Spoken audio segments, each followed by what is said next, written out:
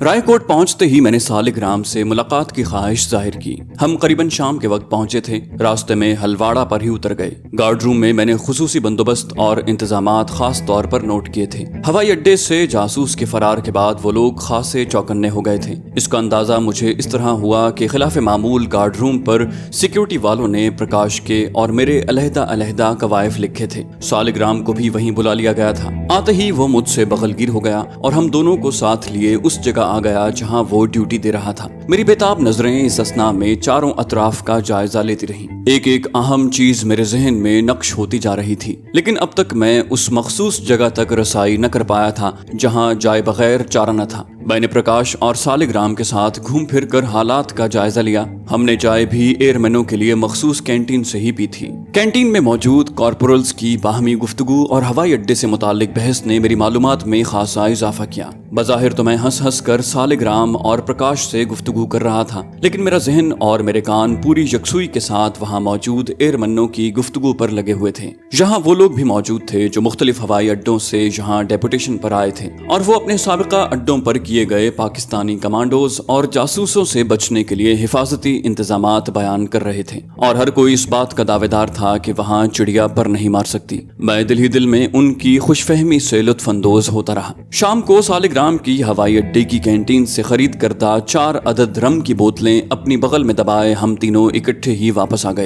سالگرام کو اگلے روز دیوالی کے لیے بمشکل چھٹی ملی تھی۔ میں نے اور پرکاش نے اس کے آفیسر انچارج سے، جو ایک سکھ تھا، بڑی عاجزی سے درخواست کی تھی کہ وہ اسے دیوالی کے لیے کم از کم گھر جانے دے، کیونکہ اس کی منگیتر آئی ہوئی ہے۔ اس کے بعد کم از کم 5-6 مہینے ملاقات کا کوئی چانس نہیں۔ وہ لوگ آسام واپس چلے جائیں گے۔ یہ بہانہ بھی میری ذہنی اختراع تھی۔ جب سالگرام کو اس کے افسر نے چھٹی کی منظوری کا حکم نامہ دیا تو وہ خوشی کے مارے مجھ سے لپٹ گیا۔ اس نے مجھ سے بغلگیر ہوتے ہوئے کہا، تم تو یار بڑے کام کی چیز ہو۔ گھر والوں نے جب سالگرام کو بھی ہمارے ساتھ دیکھا تو موسی جی اور پونم کی تو خوشی کا ٹھکانہ ہی نہ رہا۔ سالگرام اور پرکاش نے اس کارہائے نمایاں کو میرے سر ڈالا تو موسی جی نے مجھے آشیرواد دیتے ہوئے کہا، بیٹا میں نے ہمیشہ یہی چاہا کہ سالگرام فوج کی نوکری نہ کرے، لیکن اپنے لیکھ کی بات ہے۔ تم ہی بتاؤ بیٹا، جنگ لگ گئی تو اس موئی حکومت کو کیا ملے گا؟ نہ جانے ان کی ہوس کب ختم ہوگی۔ کتنے ماؤں کے لال مریں گے تو ظالموں کے کلیجے ٹھنڈے ہوں گے۔ موسی جی کا دکھ سارے بھارت کی ماؤں کا دکھ تھا، لیکن المیہ یہ کہ حکومت نے کبھی اسے محسوس ہی نہیں کیا،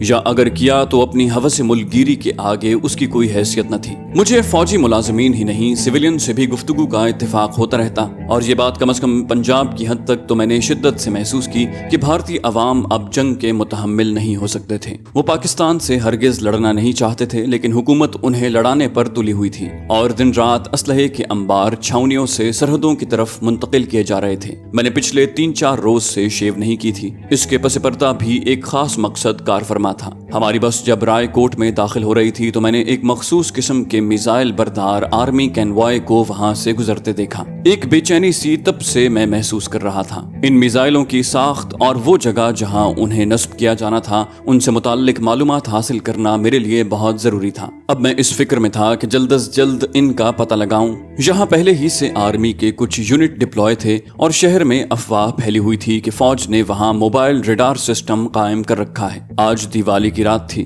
سارا بھارت شراب میں غرق تھا۔ آج کی رات سے فائدہ نہ اٹھانا انتہائی بے وقوفی ہوتی۔ سالگرام اور پرکاش کو میں نے ٹرخا کر ان سے جان چھڑا لی تھی، اور انہیں ایک مشترکہ دوست کی محفل ناؤ نوش میں چھوڑ کر چلا آیا تھا۔ آدھی رات سے پہلے ان کی واپسی ناممکن تھی۔ پونم نے پوچھا، کیا آپ دیوالی بھی گھر پر ہی منائیں گے؟ ماتا جی نے بابو جی کی طرف دیکھتے ہوئے کہا، بیٹا جی آج تو خیر سے تمہارے بابو جی بھی خوش ہیں۔ وہ مٹھائی کا ڈبہ پکڑے اندر داخل ہو رہے تھے۔ انہوں نے پونم کو ڈبہ تھماتے ہوئے کہا، پونم بیٹے یہ ڈبہ لے لو اور دوبے جی کے گھر دے آؤ۔ پونم نے مجھ سے پوچھا، آپ چلیے نا میرے ساتھ؟ موسی جی نے کہا، ہاں بیٹا اسے بھی گھما لاؤ۔ ان لوگوں کا خیال تھا کہ چونکہ میں پہلی دیوالی گھر سے باہر منا رہا ہوں اس لیے اداس ہوں۔ میں نے باہر کی طرف قدم بڑھائے، آؤ چلتے ہیں۔ تھوڑی دیر بعد بابو جی کی کھٹارا سی موٹر سائیکل، جسے ہم نے خاصی بہتر شکل دے رکھی تھی، مجھے اور پونم کو اڑائے لے جا رہی تھی۔ دوبے جی کا گھر اتفاق سے اسی سڑک کے نزدیک والی آبادی میں تھا۔ پونم تو اندر چلی گئی، میں اس کے بضد ہونے کے باوجود نہ گیا۔ میں نے جاتے جاتے کہا، جلدی آنا۔ اس نے ایک ادائے دلربانہ سے مڑتے ہوئے پوچھا، کیوں؟ میں نے مذاقن کہا، تمہیں بھگا کر لے جانا ہے۔ वो बोली तो फिर अभी आई। ये कहकर वो अंदर चली गई। जूं जूं शाम होती जा रही थी, दिवाली की तकरीब अपने उरूज पर पहुंच रही थी। 5-6 मिनट तक मैं बच्चों की आतिशबाजी से लुत्फानंदोज होता रहा। फिर पूनम आ गई। उसने पिछली सीट पर बैठते हुए कहा, चलिए श्रीमान जी, हम भी देखें आपके तेवर। मैंने मोटरसाइकिल स्टार्ट करते हुए कहा, इस मर्तबा किसी गलत फहमी का शिकार न रहना। उसने मेरी पीठ पर हल्की सी धूल जमाते हुए कहा, बातें करना तो कोई आपसे सीखे।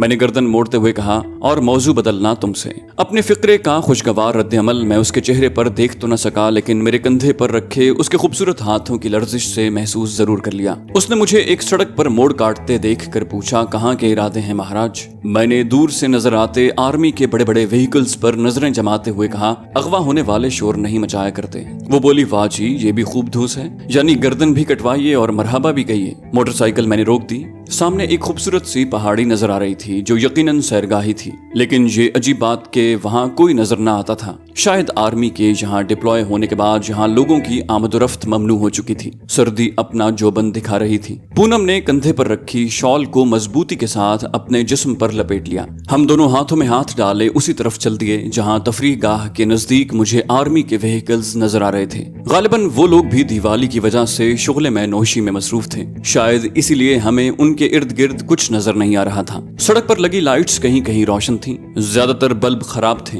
मैंने चलते चलते पूछा, पूनम तुम्हें मालूम है हम कहाँ जा रहे हैं? उसने मुख्तसर सा जवाब दिया, नहीं तो। मैंने उसकी तरफ मुड़ते हुए कहा, क्यों, तुमने पूछा क्यों नहीं? वो बोली, प्रकाश बाबू, बसा औकात मुझे भी तुम्हारी किसी हरकत का मतलब समझ नहीं आता। मुझे तो कभी कभी तुम्हारे हिंदू होने पर भी शक होता है। मेरा दिल अचानक उसके इस फिक्रे पर धड़का। पूनम ने एक लंबा सांस लिया और दोबारा बोली, तुम में इन लोगों जैसी बात है ही क्या? मैं शराब से उतनी नफरत करती हूँ जितनी मुझे यमराज से है, लेकिन मुझे हैरत है कि तुम हिंदू नौजवान हो और शराब नहीं पीते। तुमने अभी तक मुझे किसी गलत हरकत के लिए नहीं कहा, जबकि हमारे माशरे में मोहब्बत का आगाज ही ऐसी घटिया हरकतों से होता है। या तो तुम अगले जन्म के कोई अवतार हो जो मानस के रूप में प्रकट होकर आया है, और या फिर। मैंने उसका हाथ दबाते हुए उसका फिक्रा उचक लिया।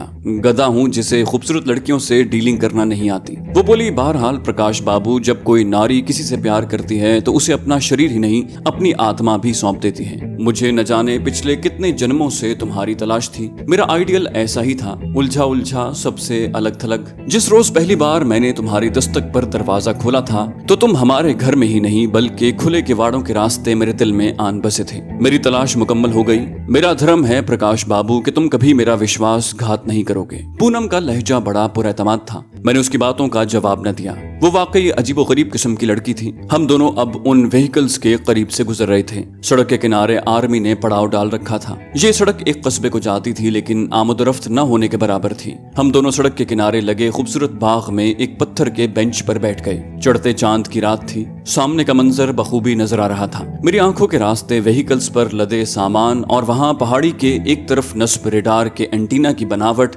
दिमाग पर नक्श हो रहे थे। ये नई किस्म का असलहा था। मुझे खुशी थी। मैंने एक खुफिया हथियार का जो भारतीय फौज के तसर्रुफ में है खोज लगा लिया था, लेकिन हैरानी हो रही थी कि आखिर इतनी अहम चीज को इतने गैर हिफाजती और नाकिस इंतजाम के साथ नस्ब करने की क्या तुक है। फिर मेरे दिमाग ने इस सिलसिले में रहनुमाई की और मैं इंडियन आर्मी इंटेलिजेंस की चाल समझ गया। इमरजेंसी होने की वजह से चूंकि तमाम आर्मी के निशानात वगैरह तो मिट्टी से छुपे ही होते हैं, इसके अलावा भी इन हालात में गन्स को बहुत अच्छी तरह कैमोफ्लाज किया जाता है। अगर उनके गिर्द खास पहरा भी लगा दिया जाता तो उस इलाके में मौजूद दुश्मन इंटेलिजेंस को शक होना लाजमी था। शायद इसीलिए उन्होंने ये तरीका अपनाया था। अगर मैं भी हथियारों की खास किस्म की साख्त पर गौर न करता तो उसे इंडिया की रिवायती फौज की कोई बटालियन समझकर नजरअंदाज कर देता। मुझसे खुशी छुपाई न जा सकी और बेख्तियार मेरे मुंह से निकल गया, तुम्हें पाकर मैंने बहुत कुछ पा लिया है पूनम। पूनम की हंसी से फजाओं में सुरीली घंटियां बजने लगी। बोली, हाँ अब जाहिर है आप फिल्मी डायलॉग ही बोलेंगे। हम वापस मोटरसाइकिल की तरफ आ रहे थे जब अचानक हमारे पीछे रोशनी का एक तूफान सा उठा। यकदम मैंने पूनम का हाथ पकड़कर किनारे की तरफ खींचा तो वो मुझसे टकरा गई। अभी इस हादसे से संभलने भी न पाए थे कि एक जीप करीब आकर ठहर गई। जीप में एक सार्जेंट और 2 सिपाही बैठे थे। शायद हमें मुश्तबा जानकर आ गए थे। सार्जेंट गालिबन हमारी असलियत जान गया था। बोला, सुनिए महाराज। मैंने उसी लहजे में कदरे शोखी से जवाब दिया, सुनाइए महाराज। मेरे दिल की हालत खुदा ही जानता था। वो बोला, इस समय यहाँ आपकी मौजूदगी और दिवाली की हसीन रात तो ठीक है, لیکن یہ ماحول پریم کرنے کے لیے سازگار نہیں۔ اس نے پہلے پونم کی طرف اور پھر سامنے ملٹری کینوائے کی طرف اشارہ کرتے ہوئے کہا۔ میں نے بڑے سوگوار اور فلمی انداز میں جواب دیا، ڈیئر آفیسر، چھوٹا سا تو شہر ہے، یقین مانیے کوئی گوشہ بھی تو خالی نہیں ملا۔ محبت کے مارے یہاں چلے آئے تھے، لیکن کیا معلوم تھا کہ یہاں بھی یہ سپاہی بھی کوئی محبت کا مارا دکھائی دے رہا تھا۔ بولا، اس مداخلت کے لیے شمع کیجیے، میرا ٹینٹ حاضر ہے۔ میں نے گھڑی کی طرف دیکھتے ہوئے کہا، دھنیہ واد آپ کا مہاراج، اب تو چلنا ہی چاہیے۔ دیوالی مبارک کہتے ہوئے اس نے جیپ دوبارہ سٹارٹ کر دی۔ ہم دونوں نے بھی ایک ساتھ ہی کہا، مبارک ہو۔ میں نے اس کے جاتے ہی کہا، گدھے کا بچہ، کم وقت نے اسی وقت آنا تھا۔ پونم نے مسکراتے ہوئے کہا، شکر کرو کوئی اچھا آدمی تھا، ورنہ دیوالی کسی تھانے میں مناتے۔ میں نے کہا، تمہارا ساتھ ہوا تو میں نرک میں جانے کو بھی تیار ہوں۔ میری بات پر پونم بے اختیار ہنس دی اور فضاؤں کا حسن دو چند ہو گیا۔ خاصی دیر تک ہم رائے کوٹ میں مختلف جگہ دیوالی کی رات سے لطف اندوز ہوتے رہے۔ سارا شہر شراب کے نشے میں دھت تھا۔ سڑک پر 2-3 مرتبہ ہمیں نوجوان لڑکوں نے گھیرا اور فحش فقرے کس کر جانے کی اجازت دی۔ ایک مرتبہ تو میرا خون کھولا، لیکن پونم نے مجھ سے وچن لیا تھا کہ میں لڑائی جھگڑا نہیں کروں گا۔ عجب طوفان بدتمیزی چاروں طرف بپا تھا۔ لوگ سڑک کے درمیان کھڑے ہو کر بڑکے مار رہے تھے۔ فضا میں چاروں طرف آگ ہی آگ پھیلی نظر آتی تھی۔ بچے بوڑھے جوان سبھی آگ سے کھیل رہے تھے۔ شہر کے باہر سے ایک لمبا چکر کاٹ کر ہم لوگ گھر پہنچے۔ بابو جی ماتا جی سے کہہ رہے تھے، اگر سارا بھارت پاگل ہو گیا ہے تو کیا میں بھی کنویں میں چھلانگ لگا دوں؟ ماتا جی بولی، ہرے رام، آج تو پرماتما کو یاد کر لو، ایک دفعہ سارے جیون میں مندر کی شکل نہیں دیکھی، پنڈت کا بیٹا اور ایسی باتیں۔ ماتا جی اور بابو جی کی خوشگوار بحث بڑی پرلطف ہوتی تھی۔ بابو جی نے ہنستے ہوئے کہا، دیکھی تھی ایک مرتبہ جب تمہارے ساتھ بھاگ کر شادی کی تھی اور آج تک پچھتا رہا ہوں۔ ماتا جی نے موسی جی کے پیچھے باہر جاتے ہوئے کہا، بچوں کے سامنے کوئی شرم کر لیا کرو۔ پنٹو اور پونم بھی ان کے ساتھ ہی باہر چلے گئے۔ دیوالی کی رات مندروں میں خاصی پوجا پاٹ ہوتی تھی۔ اب آدھی رات سے پہلے ان کی واپسی ناممکن تھی۔ پرکاش اور سالگرام بھی تھوڑی دیر بعد آ گئے اور مجھے ساتھ لے کر چلے گئے۔ میں تو تقریباً گھنٹے بعد ہی کھسک کر گھر آ گیا، کیونکہ ایسی لغویات میں اس سے زیادہ میں حصہ نہیں لے سکتا تھا۔ اپنے کمرے میں جا کر لیٹ گیا اور ہوائی اڈوں کے اس خاص حصے کے متعلق سوچنے لگا جو ابھی میری نظروں سے پوشیدہ تھا۔ وہاں پہنچنے کا خطرہ مول لیے بغیر کوئی چارہ نہیں تھا۔ میرا ضمیر مطمئن تھا۔ میں نے پونم کی محبت کو اپنے فرائض کے درمیان دیوار نہیں بننے دیا تھا۔ کام بڑی اچھی رفتار کے ساتھ محفوظ طریقے سے انجام پا رہا تھا اور میں اپنے وطن کے لیے بھارتی انٹیلیجنس کے بچھائے جال کو توڑ کر اہم اطلاعات حاصل کر رہا تھا۔ یہ اطلاعات میرے وطن بڑی حفاظت اور اجلت کے ساتھ پہنچ رہی تھی۔ دیوالی کی رات کسی کو سونا قسمت سے ہی نصیب ہوتا ہے، کیونکہ ساری رات پٹاخوں کی آوازیں جان کو آتی رہتی ہیں۔ لیکن میری آنکھ صبح جلد ہی کھل گئی۔ چاروں طرف شور برپا تھا۔ ارد گرد کے وہ مندر اور گردوارے جہاں سوائے پجاری کے اور کوئی گھسنے کا نام بھی نہیں لیتا تھا، وہاں بھی کانوں کے پردے پھاڑ دینے والے بھجنوں کی آوازیں آ رہی تھیں۔ شہر کے لوگ ساری رات جاگتے رہے تھے اور آتش بازی بھی مسلسل ہوتی رہی تھی۔ پونم نے پرکاش کا اور میرا کمبل اٹھا کر ایک کونے میں پھینکتے ہوئے کہا، دیوالی مبارک۔ دیوالی آئی بھی اور گزر بھی گئی۔ پونم کی کوئی بات میرے لیے اور میری کوئی بات بظاہر اس کے لیے پرانی نہیں تھی۔ ہم دونوں نے ایک دوسرے کو اس اثنا میں اچھی طرح پہچان لیا تھا۔ اکٹھے جینے مرنے کے پیمان باندھ لیے تھے۔ مجھے اس کے کالج اور دوران تعلیم فارغ پیریڈز کا پورا علم ہو چکا تھا۔ پونم نے مجھ سے وعدہ لیا تھا کہ میں لدھیانے میں اسے روزانہ ملا کروں گا۔ لدھیانہ پہنچنے کے دوسرے ہی روز ایک پیغام میرا منتظر تھا اور اب میں ایک اہم مشن پر بٹالہ جا رہا تھا۔ بٹالہ سرحدی علاقہ ہے، جہاں سے گرفتار ہونے والے غیر ملکیوں کو گرداسپور جیل میں رکھا جاتا تھا، جہاں سے وہ لوگ تاریخ پیشی بھگتنے کے لیے بٹالہ آتے تھے۔ ہمیں اپنے ایک اہم ساتھی کو پولیس کی حراست سے آزاد کروانا تھا۔ دشمن ملک کی بھری پوری کچہری میں سے اپنے کسی ساتھی کو اغوا کر کے لے جانا کوئی معمولی بات نہیں تھی۔ یہ زندگی اور موت کا کھیل تھا، جس میں موت کی جیت کے امکانات زیادہ ہی روشن دکھائی دیتے تھے۔ اس سلسلے میں اپنے مقامی دوستوں کی مدد حاصل کرنا ضروری تھا۔ میں نے پرکاش کو یہی بہانہ کیا تھا کہ مال کا آرڈر وصول کرنے یوپی کی طرف جا رہا ہوں۔ یہ انتہائی معقول بہانہ تھا، جس کی آڑ میں مجھے اپنی سرگرمیاں جاری رکھنا تھیں۔ میں اپنے طے کردہ پلان کے مطابق بٹالہ گیا، جہاں مجھے اپنے ایک دوست سے جو میرے ملک کی انٹیلیجنس کا خاص آدمی تھا ملاقات کرنا تھی۔ کسی بھی جاسوس کے لیے دوسرے ساتھی جاسوس سے ملاقات بڑا جان جوکھوں کا کام ہے، کیونکہ وہ شخص حال ہی میں سرحد پار کر کے آیا ہوتا ہے اور اس بات کا امکان ہر وقت موجود رہتا ہے کہ وہ کہیں دشمن انٹیلیجنس کے ہتھے نہ چڑھ جائے۔ اگر دشمن کسی ایسی شخص کو قابو کر لے جو ان کے ملک میں سکونت پذیر اپنے ساتھی کا کوئی پیغام وصول کرنے جا رہا ہو، تو وہ ان کے لیے خصوصی تحفہ ہوتا ہے، کیونکہ اس شخص کے ذریعے وہ پہلے سے ان کی سوسائٹی کے کافی اندر تک گھس کر محفوظ ہو جانے والے جاسوس تک پہنچتے ہیں۔ اول تو इंटेलिजेंस की तफ्तीश का तरीका ही इतना अजियतनाक होता है कि किसी न किसी मरहले पर गिरफ्तार शुदा शख्स उनके आगे हथियार डाल देता है और अपने साथी का पता बता देता है। इसके अलावा सबसे बड़ा खतरा डबल एजेंटों का भी है, जो दुनिया की करीबन हर इंटेलिजेंस में पाए जाते हैं और थोड़े से इनाम की लालच में अपने साथी को गिरफ्तार करवा देते हैं। मैं बजाय उस जगह जाने के जहां मुझे अपने साथी से मिलना था, बटाला के लारी अड्डे पर चला आया। हम दोनों एक दूसरे के लिए अजनबी थे। सिर्फ उस खास निशानियों से मैंने उसे पहचान कर उससे पैगाम वसूल करना और मिलकर मंसूबाबंदी करनी थी। करीबन 1 घंटे के जानलेवा इंतजार के बाद मुझे बिलाखिर वो एक सरहदी इलाके की तरफ से आने वाली बस में से उतरता नजर आया। काफी मोहतात आदमी था, खासा चौकन्ना था। बस से उतरकर उसने बजाय इधर उधर अजनबियों की तरह देखने के चुपचाप अपनी राह ली। बस के इर्द गिर्द फौरन 2-3 सिक्योरिटी वाले इकट्ठे हो गए थे, लेकिन क्या मजाल जो उस पर किसी को जर्रा बराबर भी शक गुजरता। नौवारिद दरमियानी उम्र और मजबूत जिस्म का मालिक एक छोटे से कद का आदमी था। मैंने बस से उतरते ही उसका ताक़ुब शुरू कर दिया, लेकिन लाख चालाक, होशियार और मेरे ही मुल्क का तरबियत याफ्ता होने के बावजूद उसे इस बात का अंदाजा नहीं हो सकता था। करीबन 10-15 मिनट तक मैं इसी चक्कर में रहा कि मुबादा कोई उस पर नजर रखे हुए तो नहीं, या भारतीय इंटेलिजेंस वाले उसे मेरे लिए बतौर चारा इस्तेमाल तो नहीं कर रहे। अभी हमारी मुलाकात के वक्त में 10-15 मिनट बाकी थे। नौवारिद लारी अड्डे पर बने एक चाय के स्टॉल में जा घुसा। उसकी वापसी ऐन वक्त पर हुई। जैसे ही वो स्टॉल से बाहर निकला, मैं तयशुदा मंसूबे के मुताबिक उससे टकरा गया। क्षमा करना महाराज जी, बटाले आकर दिल्ली वालों की अकल ठिकाने नहीं रहती। मैंने माजरत करते हुए अपना मखसूस कोड फिक्रा कहा। उसने भी मेरे साथ चलते चलते कहा, दिल्ली की क्या बात है जनाब? अच्छा, आप क्या दिल्ली से आए हैं? मैंने कहा, सिगरेट होगा आपके पास? वो बोला, माचिस नहीं है। मैंने कहा, आइए और चाय पी लें। हम दोनों ने मखसूस अल्फाज इन फिक्रों में इस्तेमाल करके एक दूसरे को अपनी शनाख्त करवा दी थी। मैंने भी उसकी तरह देहाती कपड़े पहन रखे थे और एक कपड़े का थैला हाथ में पकड़ा हुआ था।